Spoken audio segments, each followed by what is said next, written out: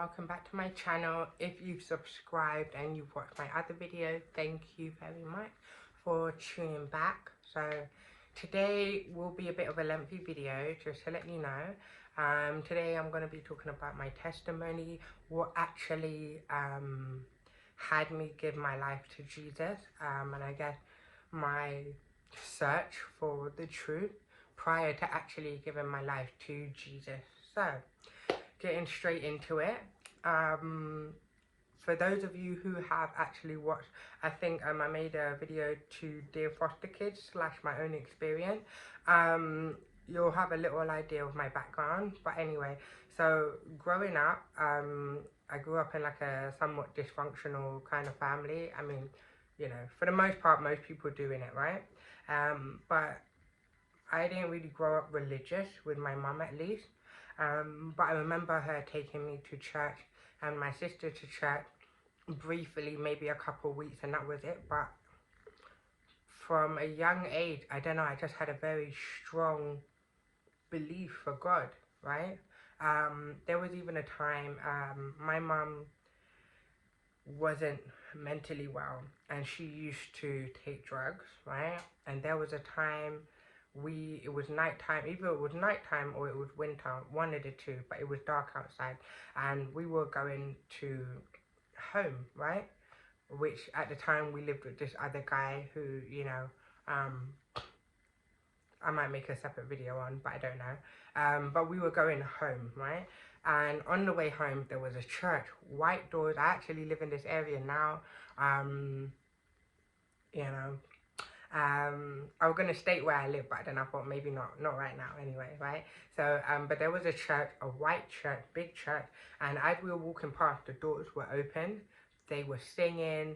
It was bright light, and I guess it just stood out because, like I said, it was dark outside. So the fact that the white church doors open, singing, praising, you know what I mean, it just caught my attention. So mum and my sisters are all walking by, and I wanted to drag my mum to the church, and I wanted them to pray for her. And really thinking about that, I don't really know why, because I don't really remember being taught the power of prayer and that God can like heal and deliver, and I don't recall learning any of that, right? And even when we did go to church, our life was so hectic.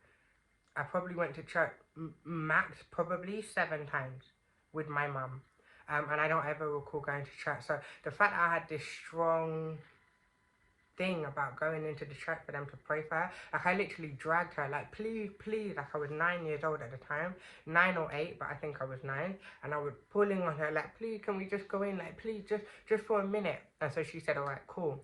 And they were singing, rejoicing, and back then I didn't really know nothing about anything, so I just walked straight up in the middle of the service and went straight to the pastor and told him everything. My mum's on drugs, she needs da, can you pray for her? Like, yeah, it's so crazy how honest children are. Yeah, that's mad. Like, I just blurted out her business in front of everybody, basically. I think he prayed for her, if I remember correctly, and then we left. Which, in itself, is just so beautiful. I'm not gonna lie. Like, looking back on it, I feel like I was such a beautiful, pure little soul. So anyway, so then we left and we went to our home, wherever we lived, and you know, there was a lot of drama with my life at home. Some of you may have got a little bit of that with my Dear Foster Kids video, but otherwise, yeah, it was just very hectic. At some point I got put in care. I had quite a few unpleasant foster carers, and then I ended up in the children's home. And in the children's home, I don't know why, but yeah, I would still pray. Not every day, not consistently, but I definitely remember praying quite a few times. And I even had this excitement to tell people about God, which is weird, like, because I wasn't going to church. And I would tell people, do you believe in God? And they'd be like, most of the time, no. And I'd be like, well, you should, because da-da-da-da-da. And there was a time I asked this guy, Ben, some white guy, glasses. I still remember what he looks like. He'll probably look nothing like that now. and he took me fishing. I doubt very much he's watching this, but I used to be in, if any of you like know it, Ingleside Children's Home. It was in Croydon, near Purley Oaks Sanderstead Station, but I can't remember if it was Sanderstead Road, but I'm sure the train station was Sanderstead or something like that. But Croydon, Ingleside Children's Home, and there was a guy who worked there, Ben, right? So if somehow you're watching this, I still remember you. And he took me fishing, just me and him, and I said to him, do you believe in God? And he was like, no. And I'm all ready with my answer. Well, you should, because, and when I said why, he said, because you can't prove it. And it's so mad because of all the things that people could say, you not being able to prove God's existence just threw me off. Like, something so simple and yet so true. Like, how do you prove that there's a God, you know? And I think I remember trying to chat some chat, but I wasn't even confident with it because what he said did kind of throw me off. I didn't know Bible. I don't even think I even knew what a Bible was at that time. Like, can you imagine? So I don't even know what I was telling people as to why they should believe in God, but I was just, yes, you should. But I think a little seed may have been slightly planted unconsciously with that answer, but alright, cool. Then there were days when I would pray to God because I still wanted to live with my mom. I wanted my mom to get better. I wanted to go back with my sisters. And I remember one night specifically, I prayed for what felt like 2 hours. I honestly don't know the time. In my room, it was my bedtime, so I was supposed to be in bed, and I just got on my knees and just started praying for what felt like 2 hours, crying even. I might have been 10 at this point, crying for God to just make my mum better so that me and my sisters can go back and live with her. And, you know, needless to say, that never happened. And I went to a few places after the children's home. So, I guess by the time I left the children's home, I went with another lady for 2 years. She was a Christian. This is the woman that I spoke about, Lucy, in my last video, Dear Foster Kid. She was actually a Christian, and she was, pardon me, she was the only Christian foster care that I've actually had, which is mad. And I was with her for 2 years. So she would go church and she would read the Bible. She would watch people like Benny Hinn, for any of you that know him. She would only watch Christian stuff, right? And so that kind of, I don't know, I feel like that did also influence me with my faith. I think when I left the children's home, I was just a bit of a blank canvas in terms of where I stood with God. I didn't really know. And then I went to Lucy. Then I went to Lucy. And I guess that reignited my spark for God. And like, yeah. And I always really liked Bible study and stuff like that.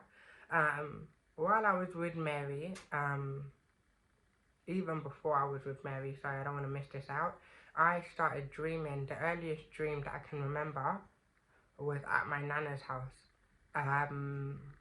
My mum was wherever she was, and me and my sister were staying with my nana. And it's so mad because the first ever dream of any kind didn't seem like a dream. And but basically something called out my name, and it kept calling out my name and getting louder and louder, and I'm sleeping, so I'm just like, you know what I mean? Like, I'm not paying attention, and it's just really like, and it was a male voice, right?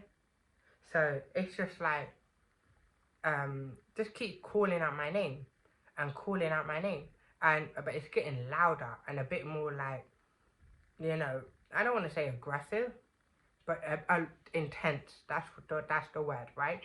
And I'm still just, you know, thinking it's a dream, sleeping. And it keeps getting louder and louder and louder to the point that it just screams out my name. And I woke up, like, actually scared. I looked around. At the time, I was sleeping in my nana's bed because I wasn't well. Otherwise, I wouldn't normally sleep in my nana's bed. So my nana is right there, and I'm just looking around, like, no one is in the room. And from then, for many years, I was too scared to have my arm over the covers. I would always have to have the covers over me. but I had a few demonic dreams in her house. That wasn't, I don't consider that a dream. I don't really know what that was, but it, my earliest dreams, I remember all being in her house. And from then on, I would still have dreams, right? So now I've left the children's home. I'm with Lucy, whatever, right? At Lucy's house, I don't know why I would always feel scared at nighttime. I didn't see it, but I would just imagine it, some dark, shadowy figure in the corner of the room, and I could never see its face, but it just had the outline of it just seemed so scary. Like I would actually be too scared to go to sleep. Now, some of it I thought it was just my imagination because I used to watch shows like Buffy the Vampire Slayer, if any of you lot know it. And there was one character one time, I'm not gonna lie, and if any of you lot know this episode, I don't know, but it's this guy that had long fingers, like long. And I just remember a bit where he would go into hospital rooms. I don't know if he sucked the energy out of children, but I remember one time his fingers, he was leaving a room or entering a room, and his hand was like right behind the door, just sliding back into the room, and it just, some of these things just really stood out for me, and so that aided to my imagination. So now this shadowy figure has like slit eyes, which came from something else that I watched, and it had these hands, right, and it was just things that I've seen, which really all I can remember is the eyes and the hand, was adding to the scariness of this figure that I would imagine in my room at nighttime, and it would just be in my imagination staring at me. It would be in the corner of the room, in a little crevices, and just staring at me, like just staring.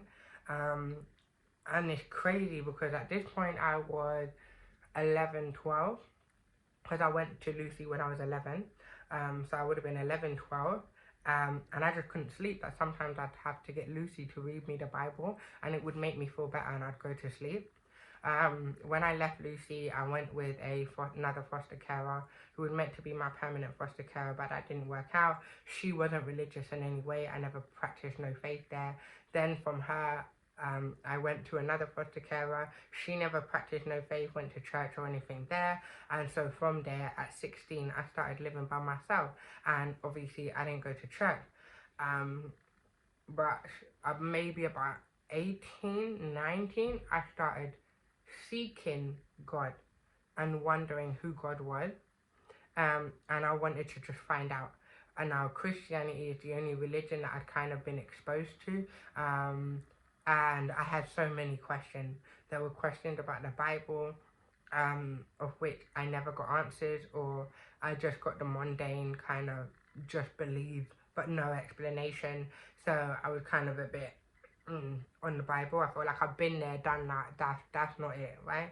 And also around this time, I think I was pregnant, and the church that I used to go to with Lucy was right opposite my new permanent flat. I think when I was 16, I moved to 5 different places before at the age of 18, I was given my permanent flat, right? And this permanent flat was right opposite the church that I used to go to with Lucy all those years ago. So I'm like, oh, like, I know this church. And so one day I'm walking down the street and I see the pastor who I know. And I'm like, oh, hey, like calling him over, like, how are you? Like, oh, la, la, la, la, la. He's like, oh, how are you? I'm like, oh, I'm fine. Like, I live over here now. Shamanamana. And I said to him, can he pray for me? Right? And he said, no. And he said the reason he's not going to pray for me is because I'm pregnant, evidently in sin, right? He never said evidently in sin, but it was obvious. I don't know if that came up in discussion, if I was a single mom, like if I was married with the dad, you know. But either way, he made up his mind that I had had a baby in sin. And so because I had had a baby in sin, he's not going to pray for me.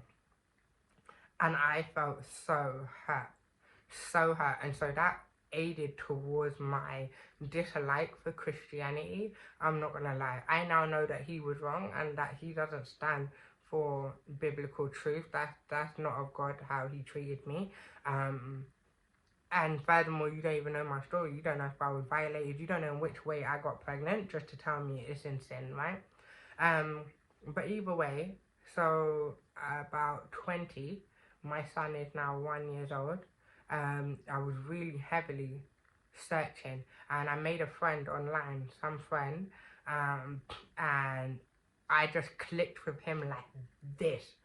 Like, if I could entwine my fingers anymore, I would, yeah? Close. Because he loved knowledge and I love knowledge as well. I like learning, and I was looking at all kinds of things online, government conspiracy, Freemasonry, you name it, everything. I was just, wow, like downloading. And then I met this guy on, regardless of your thoughts of what I'm talking about, conspiracy theorists, whatever, yeah? I am that girl. So if you don't like these conspiracy theory kind of people, maybe I'm not for you. But you can still stay on this page if you want to. But if you put off by that, then that's no problem. The door's open for you, okay? I don't shy away from my belief when it comes to stuff like that. So I'm just like, wow, like just a different view on the world, right? And then I met this friend online, and he was also into that type of stuff. So we were just bringing our knowledges together, and just like, no way, I was talking to him on the phone first time for probably like 5 hours, like. And then from then, I guess he started branching off into more spiritual stuff, and so did I in my own journey. And it's like whenever we would come together, it's like we were kind of like on the same page. So then it got to a point where he went to a complete different direction that I was not on. I don't really know what you call this religion. I don't know what you call it, but it's, I don't even know the name for it. But basically, he believed in, for any of you who have heard, you know the deities, Usa, Olmet, Amen, Wajet, Herakuti, Tahuti, you know, all of these deities, right? Egyptian deities, of which they give homage to. There's certain colors, certain foods, certain whatever that you can tap into that type of deity. For example, this is how he explained it to me. Herakuti represent fast cars, fast life, maybe like the color red. He's a warrior, he's confident, he's strong. Like, these are some of the aspects and colors and lifestyle of Herakuti.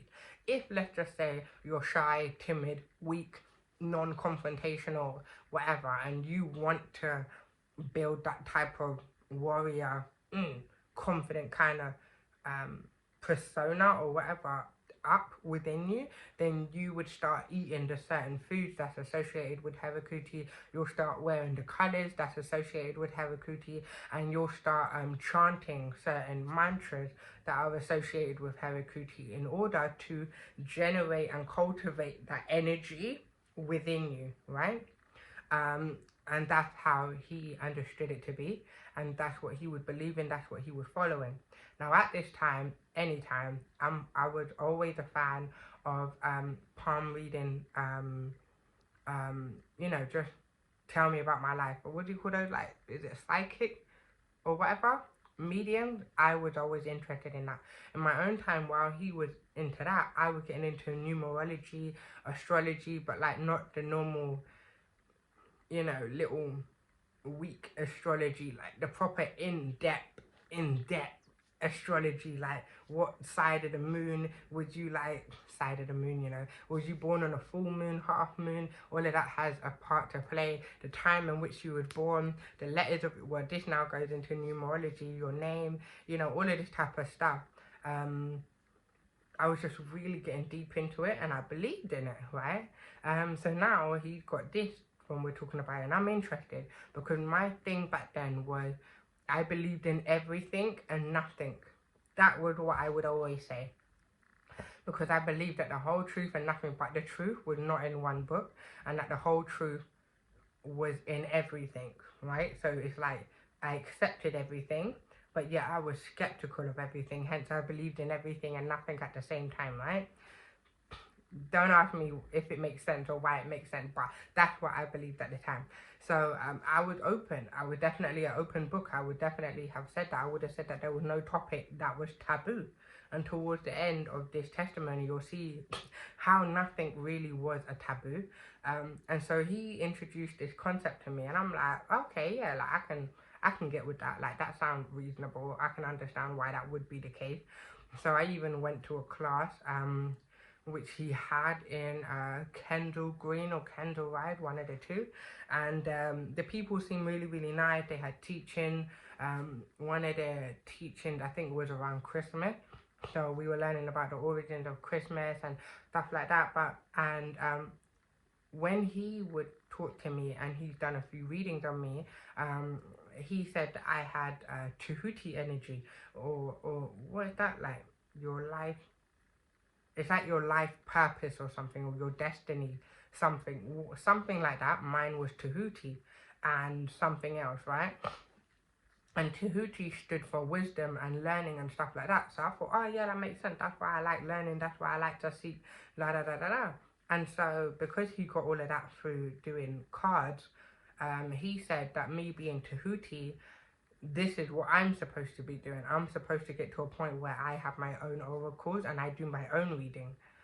So naturally, I got my own card. So now I started doing readings on my son. I started doing reading for other people. I started doing reading for any little thing. Like, should I go to the shop today?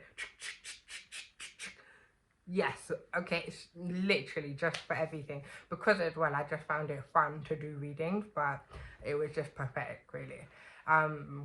Then some time went on, and I still, even though I was content with, no, content not the word, even though I was happy to follow this new way of thinking, to me, I hadn't come across the whole truth and nothing but the truth. I wasn't content, like, this is it, there's still more out there to know. So naturally, I was still searching. At some point, I ended up dabbling in, was it at this point?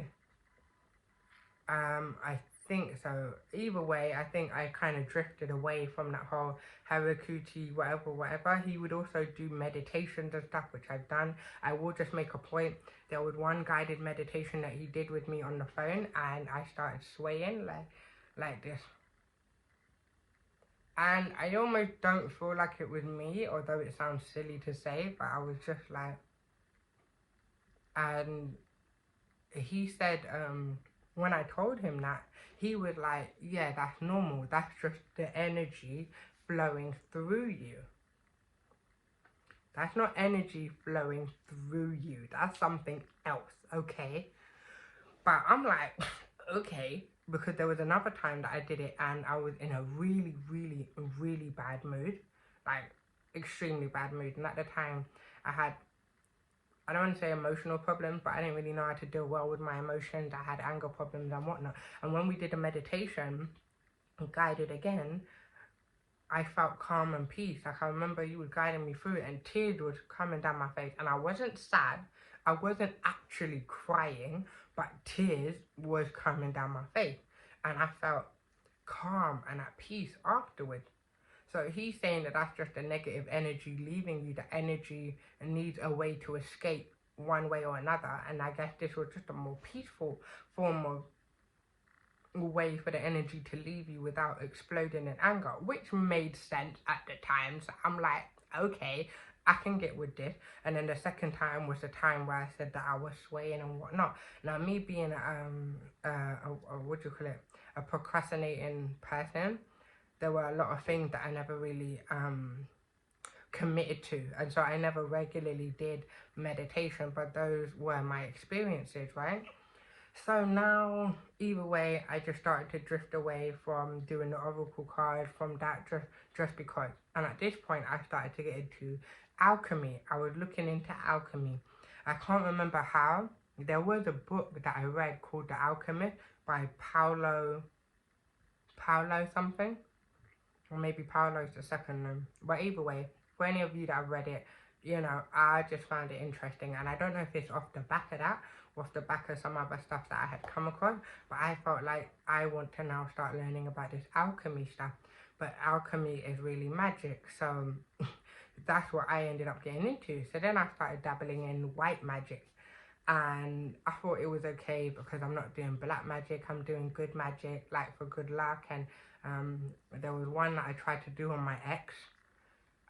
We had like a very toxic relationship, where I thought he was my soul flame, twin flame, there you go, my soulmate. No, no, no, no, it was a demonic soul tie. I will make another video on that actually, between getting confused between a demonic soul tie and society calling it twin flame and soulmate.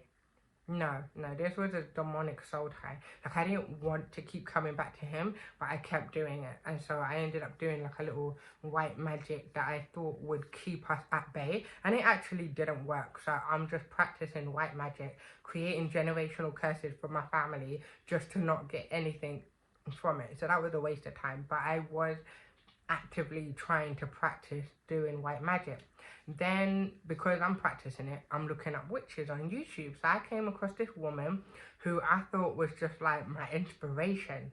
She does dark magic. You see how it's a snowballing effect. I hope people are seeing that. It was a huge snowball effect. Me searching and searching and searching, and I ran down the deepest rabbit hole. Like,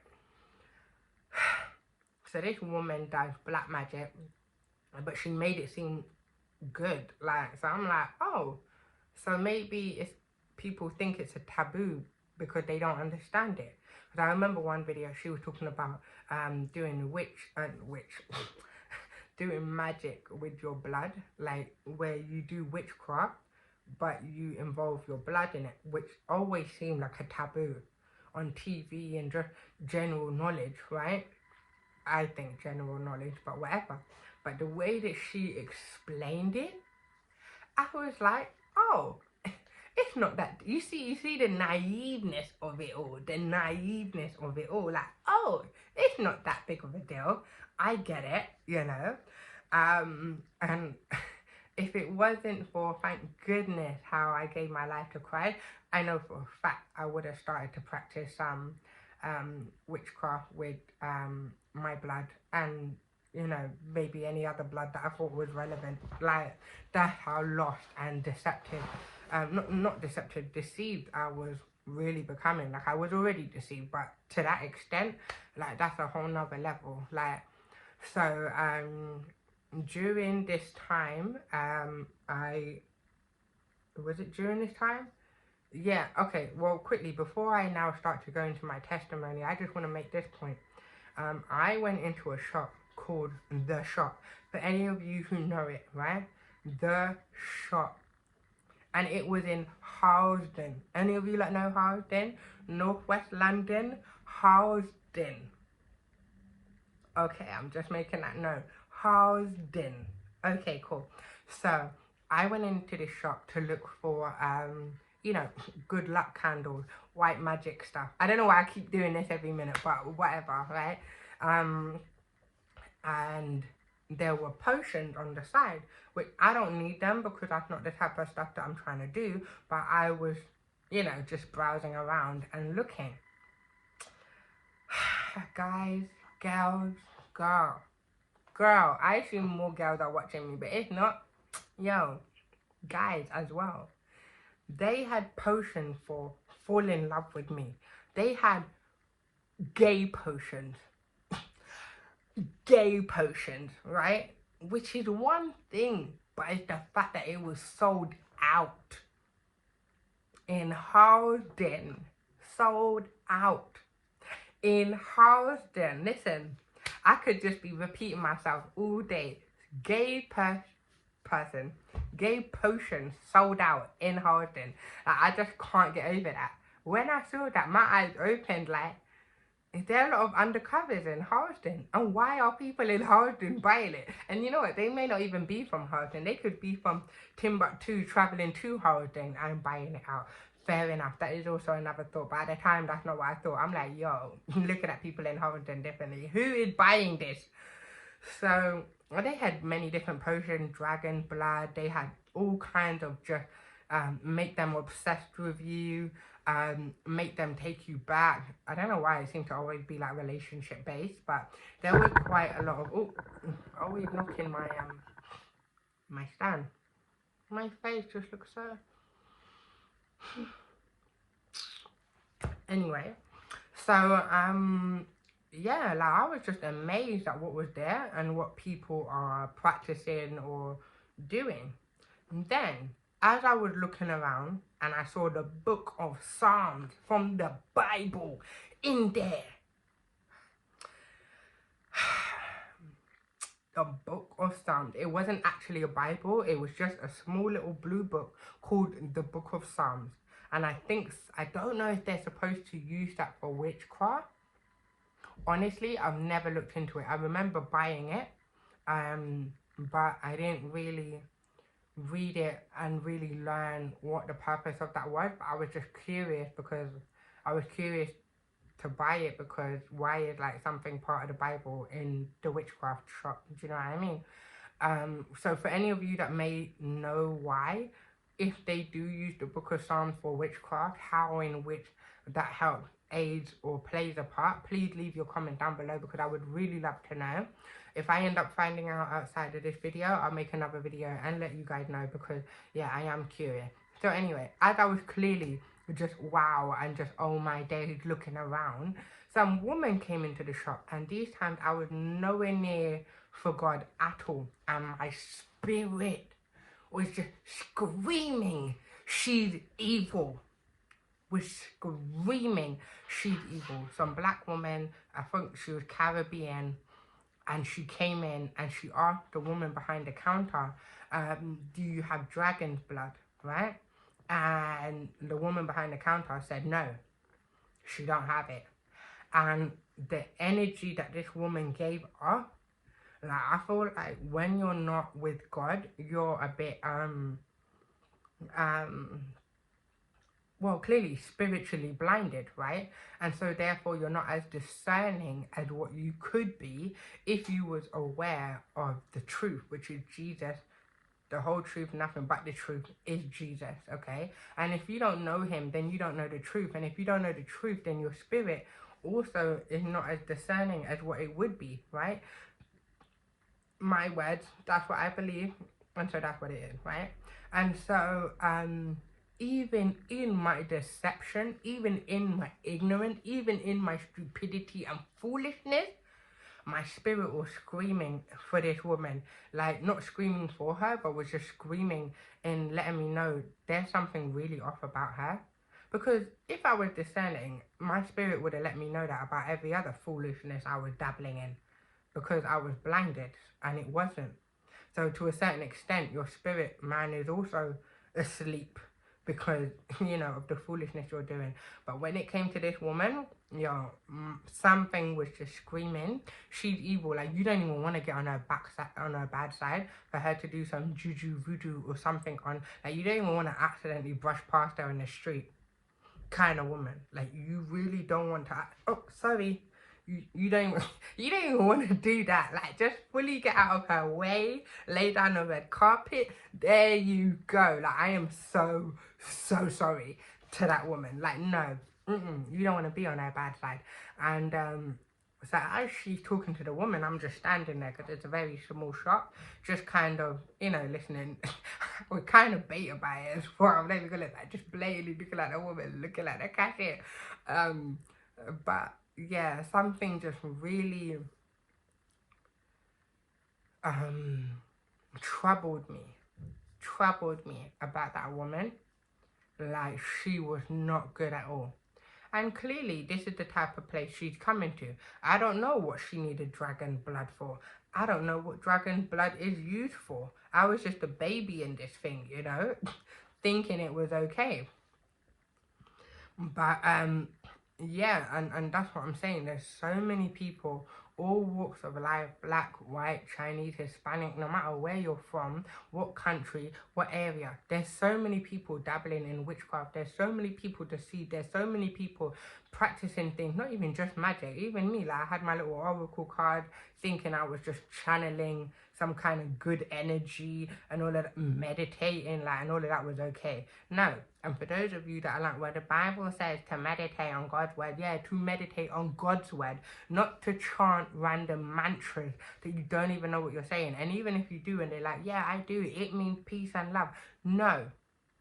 If you're not chanting what comes from the Bible, don't be chanting nothing at all. That's my view and I'm going to stay on it. I'm not budging. I'm not, okay? So, yeah, because meditating itself, I don't think it's evil because God told us to do it. But what you meditate on, who you're meditating with, who you're allowing to guide you through meditating, like I was allowing my friend at the time to guide me through meditation, that is dangerous. I've even, back in the day, I would watch certain shows, guided meditations, where you close your eyes and, you know, you allow the audio person to guide you through, I don't know, some kind of world in your mind, meditating. And I remember at the end of that guided meditation, when you were supposed to be somewhere in your mind and come across some creature or being, I came across what looked like a was it a goat man? A goat man or something like that? I remember it seemed like it was in a forest, some nice whatever, and it was like, what came up to me was like a goat man or something like that, which makes me think of Baphomet. But in the visualization or whatever guided visualization, that's the creature that I came across. Someone might have come across a dolphin. I don't know, but I don't want no one that's not of God to be guiding me into things, to allow my mind to be open to things, to visualizing things and accepting things. That's not of God, because I think whatever creature you come at the end of that visualization, that creature is supposed to be like your spiritual help or something like that. I don't want a goat man being my spiritual help. Do you know what I mean? Like, no. And there's so many things that I just dabbled in. Like, anyway, so get into it. So after all that nonsense that I was dabbling in and more, I ended up going on the Prince's Trust entrepreneurship program. I had a business idea that I wanted help to bring it into fruition, and so I went on to a business entrepreneurship program that lasted for 1 week. While I was there, I met my now friend, whose name is Kenisha, and she's actually written a book on what's it called? I am not sounding like a good friend, and she's always posting this up. That's madness. Death to life. You know what, yeah? Kenisha, forgive me, okay? Forgive me. But anyway, like I had the book, I was about to do this. No, but I'm going to put her link down below. She basically wrote a book about how she came to God. She was suicidal. She was going through so many things, was looking to take her own life. She basically cried out to God in desperation, like, look, whoever you are, the big man in the sky, like, whoever you are, like, I need you to show yourself to me now, because I'm about to end it all. And I don't even know if you're real or nothing. Do you know what I mean? And, from then, you know, she started seeing certain things in her life, but even leading up to her wanting to take her own life and leave 3 beautiful children behind, it's just drama. So I would definitely encourage you guys to buy her book down below. But otherwise, this girl, I met her at the Prince's Trust, and she seemed mad friendly, and I wasn't really there to make friends. I was just there for business purposes, yeah? All about the money, yeah. And and she just seemed friendly, which is cool. I'm friendly as well, you know. But that just wasn't my intention. If you talk to me, cool. Otherwise, I'm not going to talk to you. I sound so anti. I was actually very friendly, yeah. Anyway, so I remember maybe on the 3rd day, not the first day, the 3rd day, we came there, and I think we was early. The class hadn't actually started, so it was just me and her pretty much waiting downstairs. Other people started to come afterwards, but during this time she had asked me about my faith or something. Somehow we got talking, and she ended up telling me that she's a Christian. And I'm not gonna lie, right? I kind of had a bit of anger, which I didn't really notice it until I'm now saying it. A bit of anger towards that, and I think it's because I had tried to reach out to God of the Bible, Yahweh, whoever you are, through praying through my mom, through praying for certain things, and it never happened, which then led me to have questions that weren't answered. Um, and then just parts of the Bible, not that I ever actually read the Bible by myself, which is a madness, but Bible parts that I've heard, and then asked questions on them and never got the answers. So I just felt like that's a bit of a myth, right? But then she briefly told me about how she was going to commit suicide, and you know, she cried out to God, and just she told me in detail how God changed her life. Look, the sun's going down. Anyway, and she's just all for God. You can just tell she's passionate, and I believe her. I believe that what God did for her was true. I believe that what God did for her really happened, because I don't think anyone can really talk about their experience with such passion, with such zeal, with such like excitement and happiness, and you just be lying, you know? Or maybe it just be, one could argue, placebo effect, right? Cool, I don't know. I believe it genuinely happened, but I don't know if that still validates whether or not God of the Bible is real. I believe that what happened to her was real, but that still doesn't tell me that God of the Bible is real. Like, don't ask me how that makes sense, but to me that's what it was, right?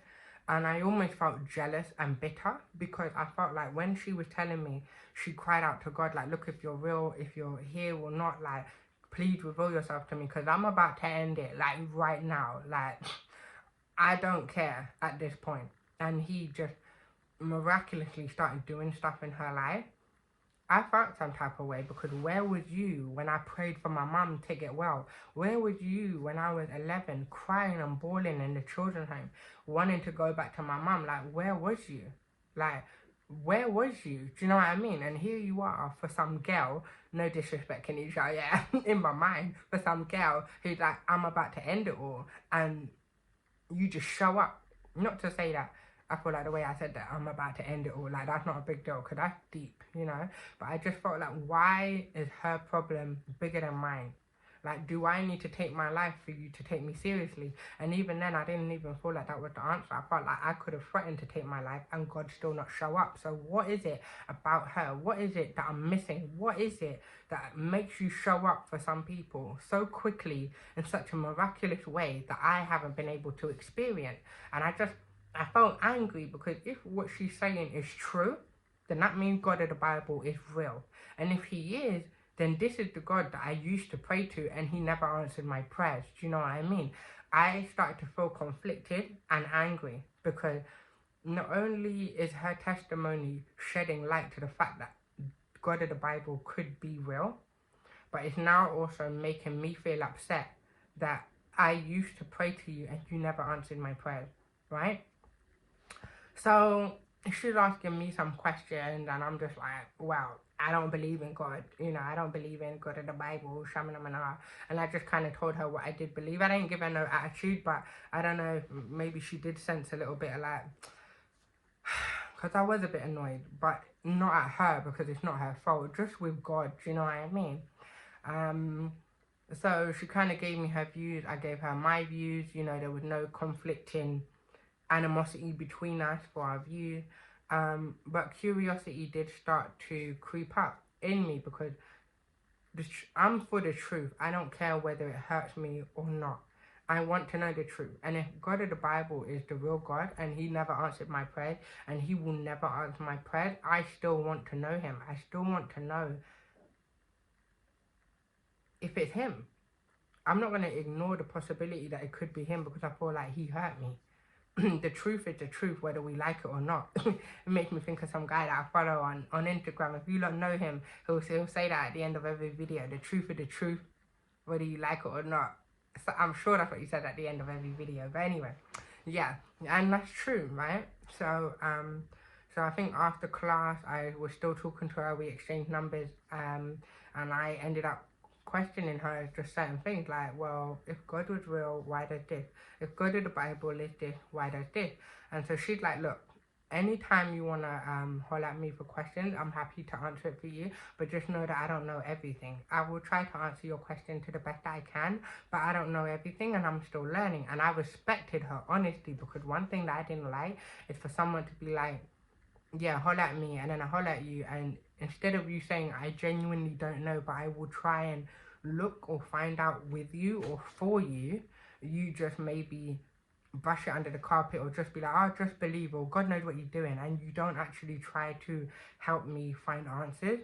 And that's not for, you know, I know we're not going to get answers for everything, but that's not really what I'm talking about. There are certain cases where you can actively find answers for certain things, but some people, instead of just saying that they don't know, they'd rather just brush it under the rug or just act like it's not a problem. And that's what I don't respect, and I really respected her honesty. She doesn't know everything, but she's still on fire for Jesus, even though she doesn't know everything. And if there's anything I needed to know, she was more than happy to look it up or help me look it up. And I respected that.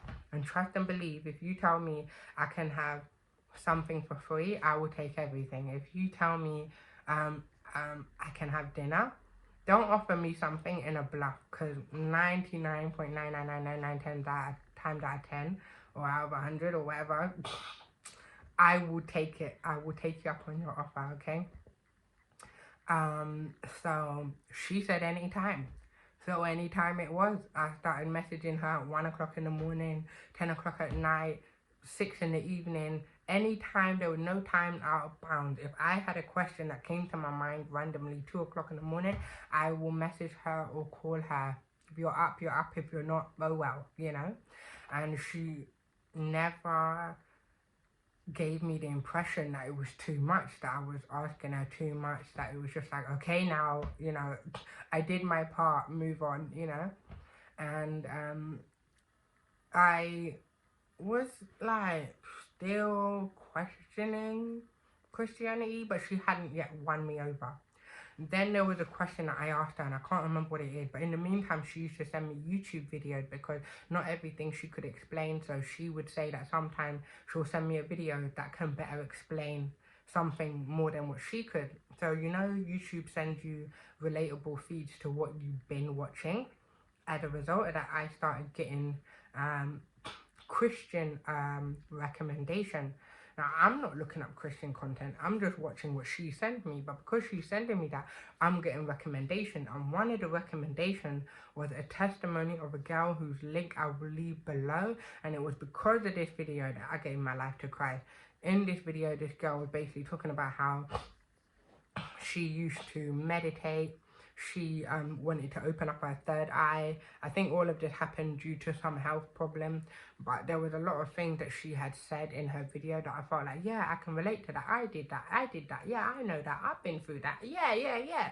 So because I could validate quite a bit, I was just like, okay, I can mess with this girl. Like, yes, like, you know when people say I could fuck with this person, but I don't want to be swearing on here, even though I just did. But yeah, I can definitely get down with this girl, yeah? Even though that sounds wrong. Anyway, I can watch her videos. So I'm watching, and then she ended up having a demonic encounter. And just the whole encounter in itself, I just felt like it opened up my eyes to so much. And I can't remember in detail what was going through my mind, but I know for a fact that I was very heavily convicted after watching that video. And after I watched the video, I ended up just really contemplating what I was doing, because I was doing magic, and I had been around the world and back when it comes to like searching for God, you know, getting into astrology, numerology, you know, getting into these ancient Egyptian deity gods, now getting into witchcraft, you know. At one point I thought I would have been a Muslim, like if I was of any faith, you know. And I believe these people's testimonies. That's what it is. I believed their testimony, even though I'm not seeing how God is just miraculously coming down and showing up in my life. I believe these people's testimonies, and if their testimonies is true, then God is real. And so I just basically declared to God in my room, I give my life to you. I don't know all the answers. I still have questions. I'm still a bit confused. You know, I don't think you have to know everything to give your life to God. It's a risk. It's like when you gamble or when you play a game. You don't know if you're going to win, you know. Although a game, you do it for the fun of it. But, you know, there are many things we do in life that we don't know if we're going to win, if we're going to get it, if we're going to come out on top. But life is all about taking risks, you know. Smart risk though, not just any stupid kind of risk. And this one I felt like was a smart risk because based on everybody's testimonies and stuff like that that I had come across, you know, it's not like they had any dangers come to them because they were Christian. Like, do you know what I mean? Like they've had dangers or bad stuff happen as a result of their own actions because they're Christian, you know? So I just took the risk and I said, yeah, I give my life to you. I don't know everything. I still have questions. Blah, blah, blah, blah, blah. Like, I can't really remember everything that I said, but that was definitely one of them. And I let God know that I'm just going to take a leap of faith and I'm going to decide. And the wickedest thing about that is because I had come across another video before that where I had spoken about the power of making a choice. Sometimes we feel like, oh, I don't know. Just decide, just make a choice. And so even in deciding to give my life to Christ, I had decided that this is what I'm going to do, because I have a tendency to kind of flake, like, oh, I want to do this, and then I want to do that, and then maybe I want to do this, and then I don't know, right? But I decided I'm going to give this my best shot. And it was the best decision I've ever made, because from then, my life didn't just change overnight. It wasn't as miraculous as some other people's is. But my life has definitely changed, and that was 3 years ago now. Is it 3 years ago? 2018.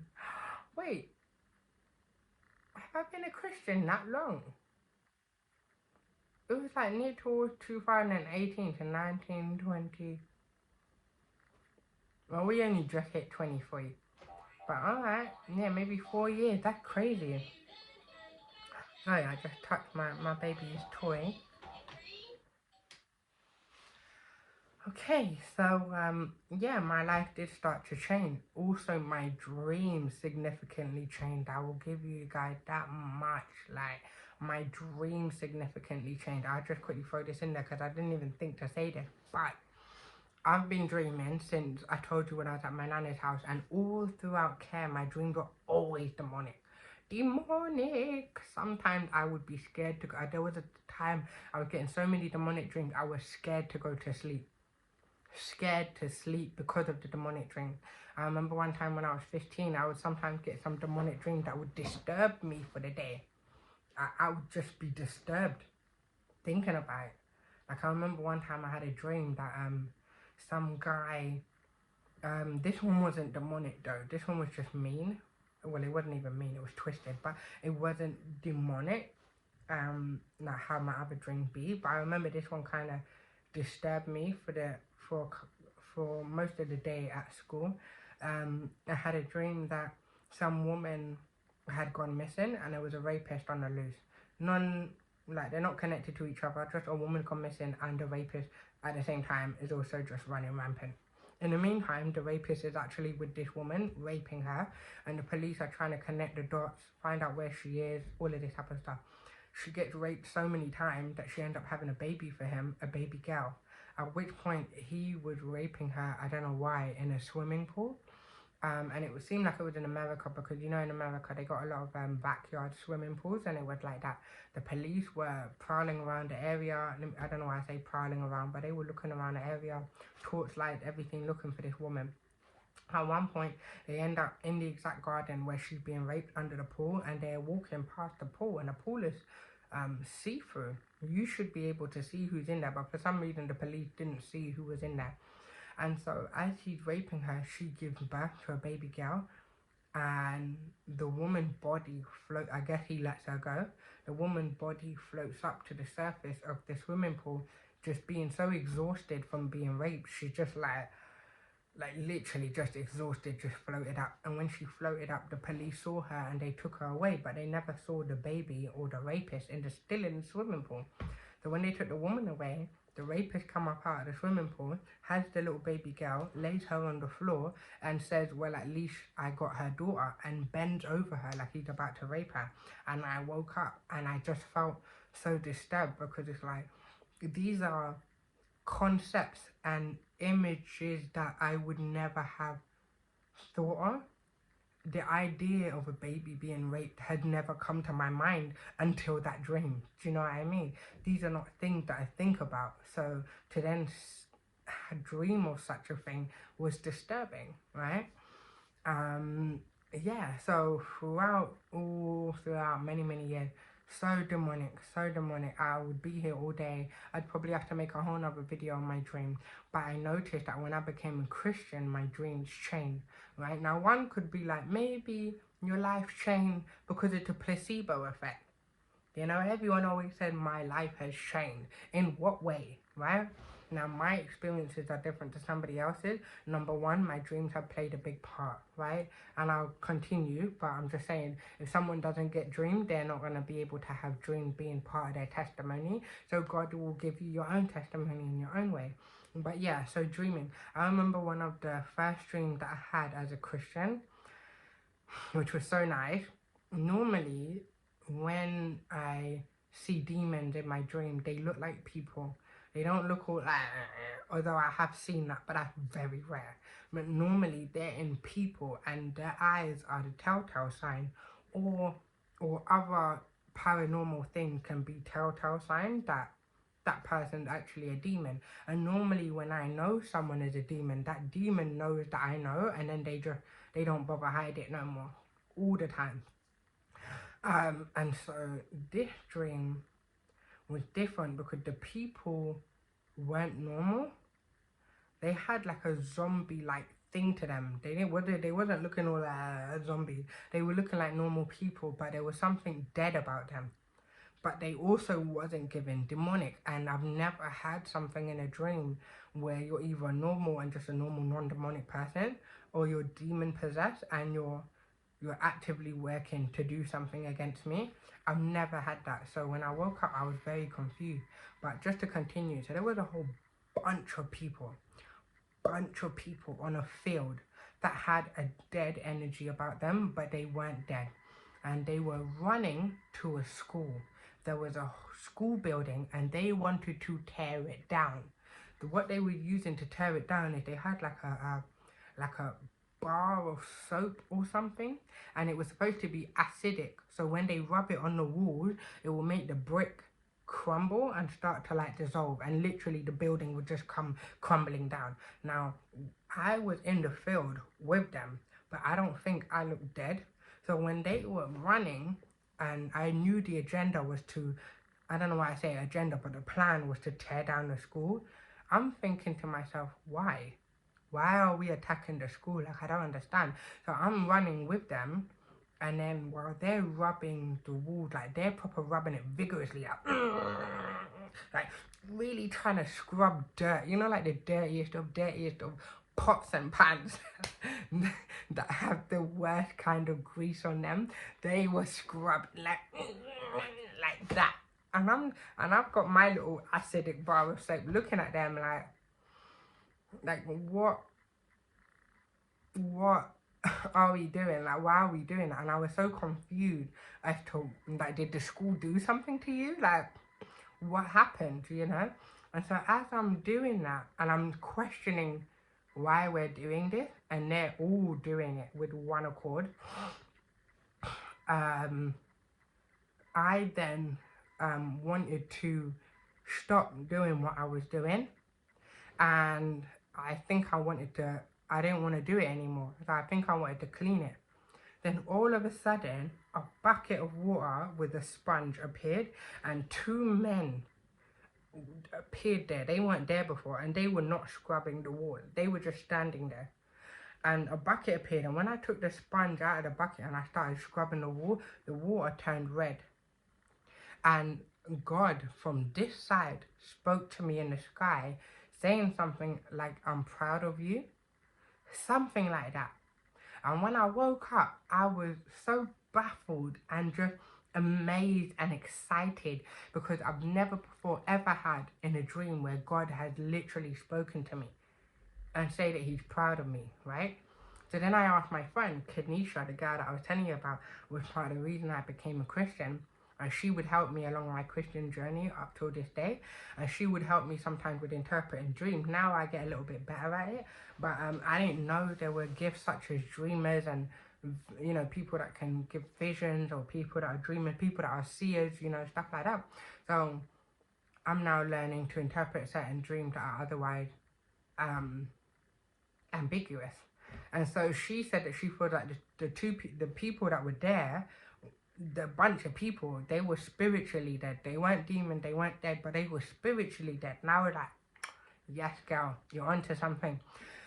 And then she said to tear down the school. I can't remember why they were tearing down the school, what she had to say about her. But you know, either way, it's just attack on the kids in it, as far as I'm concerned. That's my opinion now, because we do see that. And so me not being spiritually dead and now being alive in Christ, I'm aware of what it is that I'm doing, and I'm like, yeah, no, I'm not about this. So the two men that were standing there, she was like, they were angels, they were helpers, and the water turning red was the blood of Jesus.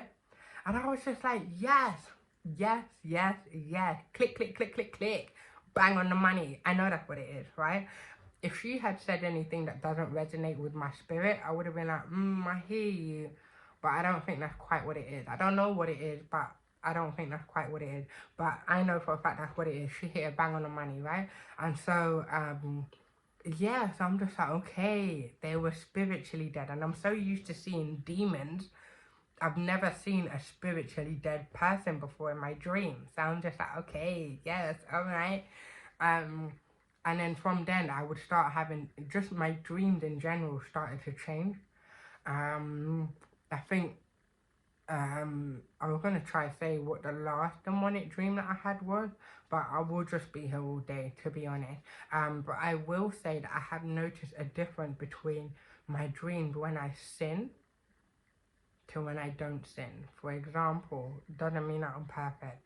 I used to struggle with masturbation for a very, very, very, very, very, very, very, very, very long time. Donkey's years. And this world makes you feel like it's normal, self-exploration, self-pleasure. It's fine. It's not. It's not. No, it's not. Anyway, so during this time learning the Bible, obviously I was trying to be celibate, trying not to masturbate, trying to all these things. And there was a period of time where I didn't masturbate, right? And I noticed my dreams were one type of way when I didn't. And then when I had a weak moment and I did, even if I took a nap, because me, I like my sleep, even if I took a nap during the day, I would have the most perverted, demonic dream. The most perverted, demonic dream. And,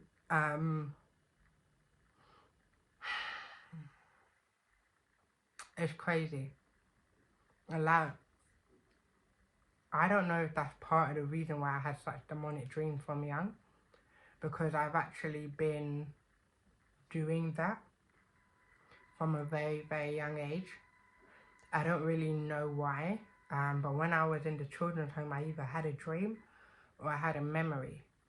Sometimes it gets a bit blurry and my mum's not well to tell her certain things, but I think I had a memory that someone did something to me when I was young, and I continued that from a young age up until I became a Christian, basically. And so that's why I say I was doing that for a very, very, very, very, very long time. Even before I was ready for sex, even before I was ready for a kiss, even before I was even ready to just hold hands with a boy, I was doing that. and not really understanding what I was doing, but I was doing that. And I don't know if that's why I would get demonic dreams from early, because doors are doors, you know. But yeah, I noticed that when I wouldn't do that for a really long time, I'd be good. My dreams were one way. And then as soon as I have a weak moment, that same night, that same afternoon, whenever I'd sleep, I would have a very demonic dream. And that's something that stood out for me. There has to be something more to this purity thing, like keeping yourself pure, like not masturbating, not having sex outside of marriage, because if it wasn't for the fact that I dream, I wouldn't be able to tell the difference. Maybe my mindset, I don't know, that will take longer, but dream is the first thing that I notice, and it's almost instant every time. And so because of that, I'm like, nah, there has to be something to it then, because why do I get really demonic dreams as soon as I do that? Like, what is that, you know?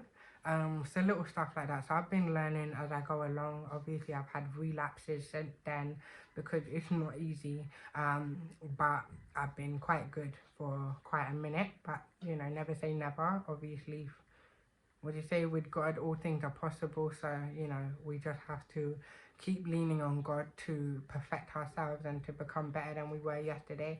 But definitely Jesus is King, Jesus is Lord, Jesus is the truth, the life, the only way, the whole way, like nothing but the truth. Yes, is Jesus.